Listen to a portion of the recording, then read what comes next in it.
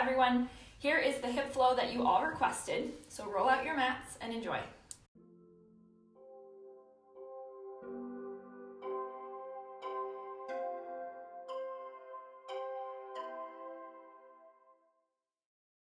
So today we'll start on our mats, kneeling butt to hips or on a block like this, whatever is comfortable for you.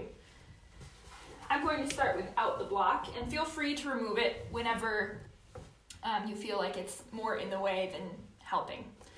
So we'll inhale those arms up, draw those shoulders away, and exhale, hands to heart center. Close your eyes for a brief moment and just draw your attention inside onto your mat.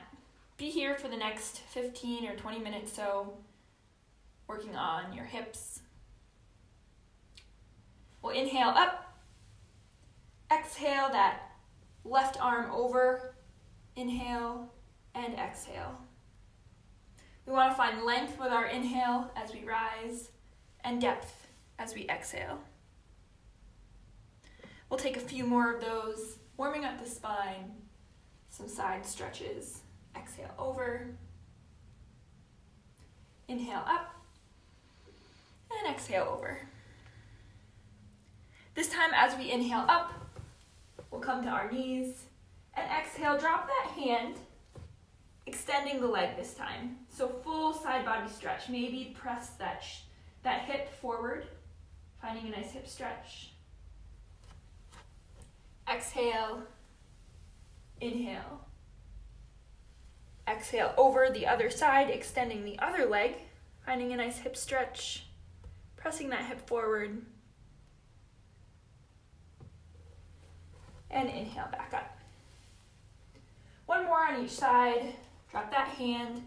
Come into a block might help you here, so know that that's an option. If you find yourself collapsing in with that shoulder, a block can help you realign as if there's two walls in front of you and behind you, sandwiched between.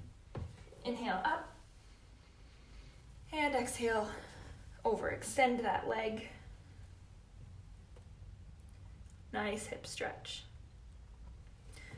We'll inhale all the way up this time, coming into a table. So I'll rotate over so you can see this better. In table, tops of the feet and palms press into the mat. We distribute that weight through our fingers. So we want to press into those fingertips. Our knuckles will tent right up. This keeps us from dumping that weight into those wrists. From here, we'll take some cat-cow. Press that body away from the mat. Tuck that chin to the chest. Inhale, two strings attached to your tailbone and your shoulder blades, drawing towards the ceiling. Gaze shifts up. Belly drops. Cow. Exhale. Cat. Inhale. Cow. From here, we'll tuck those toes and move right into our first down dog. Our hips rise. One long line from our fingertips up to our hips. And then we, on that exhale, let those heels drop to the mat. We might need a nice generous bend in the knee here. Pat out those feet a little bit. Press those shoulders back towards the thighs. We'll shift that gaze to the front of the mat and take one big step into our first forward fold. Our thighs and abdomen are intact here, protecting that lower back. We'll inhale, half lift. Weight comes into the toes, 90 degrees at the hips. We'll exhale, plant those palms, and step back with our right foot. So we'll come into a nice low lunge here. Our hips get heavy, and our right leg settles down. We'll inhale up, hands up overhead. We'll feel a nice stretch in that right front hip here. Inhale once more, finding length through those fingertips, and exhale. Frame that foot and bring that left foot back to meet the right. We'll lower all the way down, arms stay close into the sides. Zip up through the back body, so heels, calves, hamstrings, glutes, all in contact and shoulders draw towards each other on the back body, opening that heart center forward. Essentially, no weight in the hands here. Baby cobra. We exhale down, press through table, tuck those toes, and press back up into a nice down dog.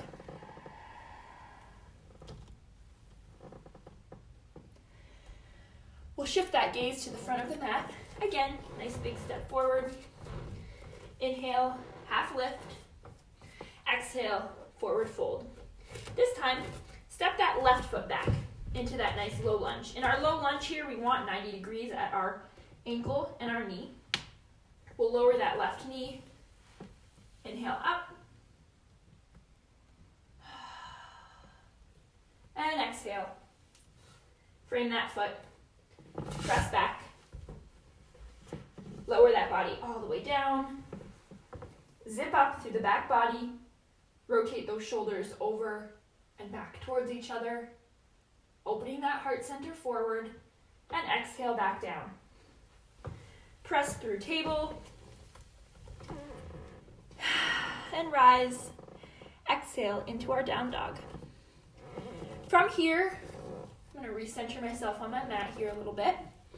We'll inhale that right leg up and exhale it through, bringing it between our hands. So again, we want that nice 90 degrees at our ankle and knee. We'll rise up into high runner's lunge. We don't want our hips jutting out like this. If you feel yourself doing that, tuck those hips, that pelvis right under, and maybe bend that back leg a little bit if need be. We want one long line from the tailbone to the crown of the head. You should feel a nice long stretch along this left front hip. And we'll exhale back. Frame that foot. Inhale that right leg up. And exhale down. We'll inhale that left leg up. Bring it forward. Find that nice steady base through your feet. And rise. Back toe tucked under. Long line from the tailbone to the crown of the head.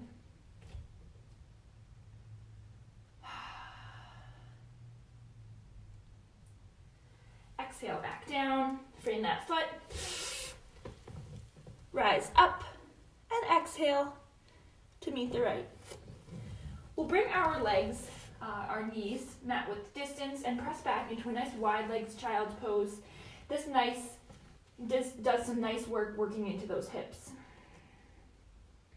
A little different from the typical child's pose that we find ourselves in.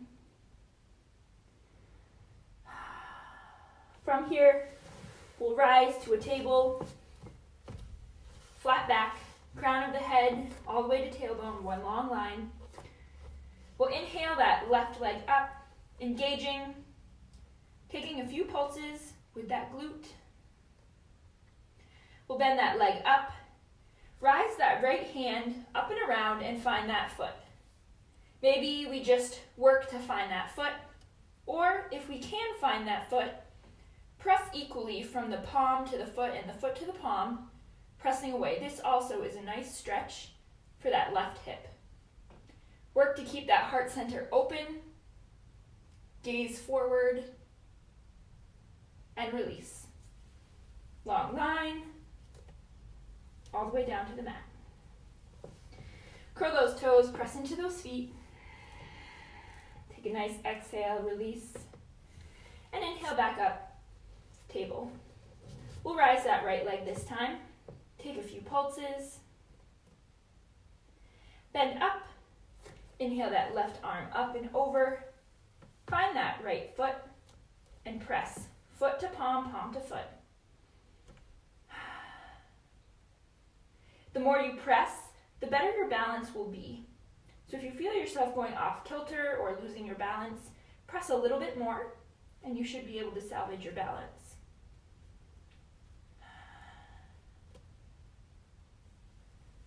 We'll release. Long line. Exhale down. Take a nice cat-cow here. Whatever movement feels good to neutralize. we'll tuck those toes and rise back up to a down dog. We'll inhale that right leg up again. Exhale it forward, bringing it between our hands. Drop that left knee and start to explore here in this nice low lunge on our back knee. You should feel a nice stretch along this left hip.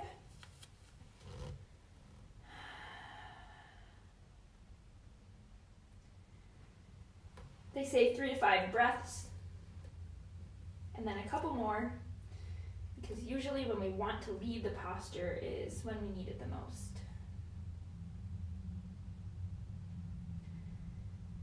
Let gravity do that work, bringing that hip closer.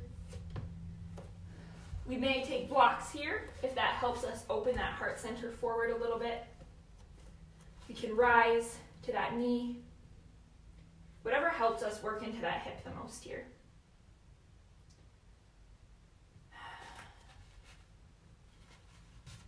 We'll slowly work out, bringing our hips back towards the heel. Keeping our hips even, we might notice that one wants to go in front of the other. Try to keep them even, pulling the right hip back, left hip forward. Stretching out the hamstring here. Hamstrings have a lot to do with our hips. If our hamstrings are tight, it's often tied to tight hips. So it's good to work our hamstrings as well as our hips. They go hand in hand. So again, 3 to 5 breaths.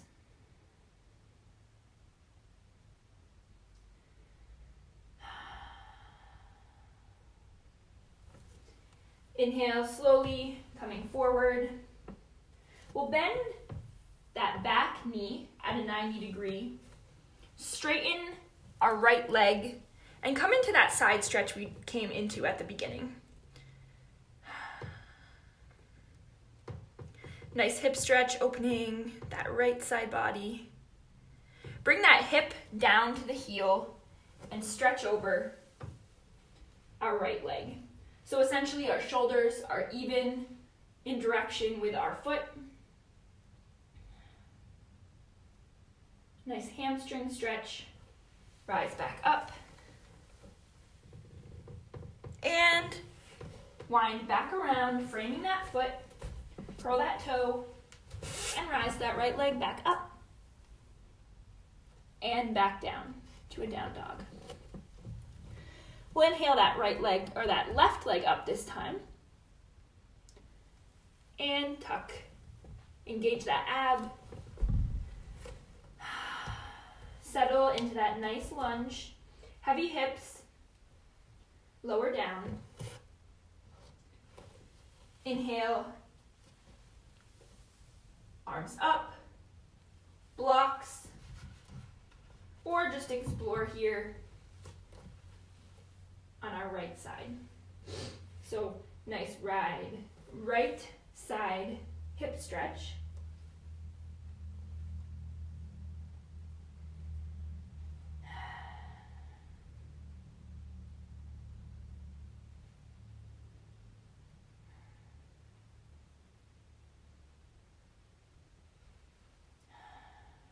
Again, 3 to 5 breaths.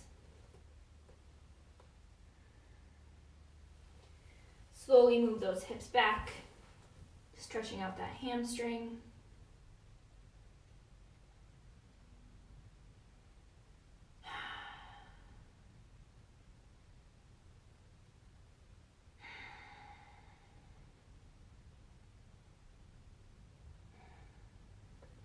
Inhale forward. Bend that right leg back this time, 90 degrees. Straighten that left leg, come into that nice full body hip stretch.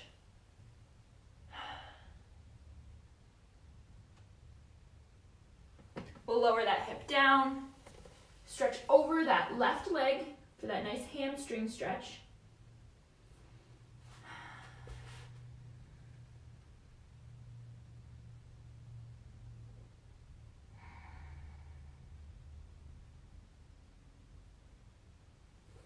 Inhale up, place that palm, full stretch, press that hip forward.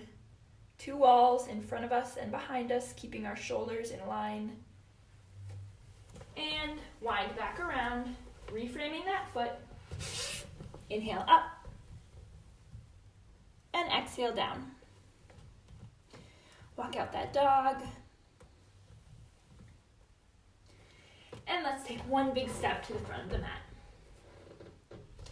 So we should feel a little looser in our hips now. We're going to come into a yogi squat. So yogi squat, a block can be our friend. It can come beneath our hips as we lower down, if need be. Our elbows come inside of our knees, and we press out.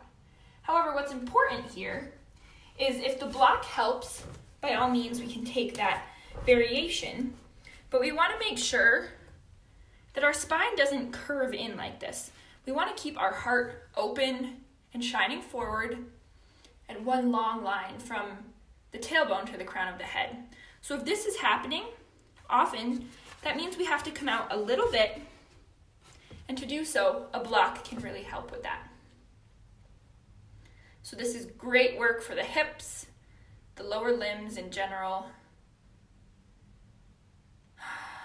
Remembering to breathe.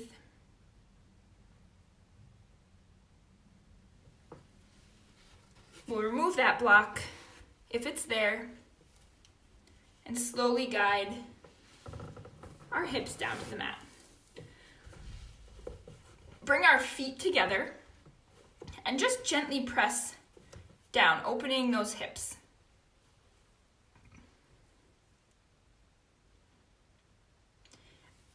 We want to keep that spine long, finding length on our inhale through the crown of the head, and a little bit of depth going forward on our exhale. However, if we find ourselves rounding, come out just until you can feel that length be restored in our spine. We'll slowly ground down, round our back down to the mat. Bring our feet flat to the mat, knees bent up, and wag out those legs.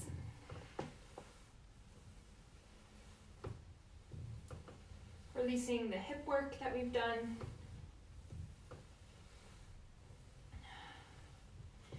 We'll grab behind our legs and slowly rock up to a seated. So I invite you to take that flow a few times, 2 or 3 times, to really get a feel for where it is for you and your body. It's a great hip flow. It can work to open your hips, and especially is great prep for splits. It's great to work your hips and hamstrings both simultaneously as they go hand in hand, working those muscles. So thank you for joining me. Please subscribe and share, and we'll see you next time.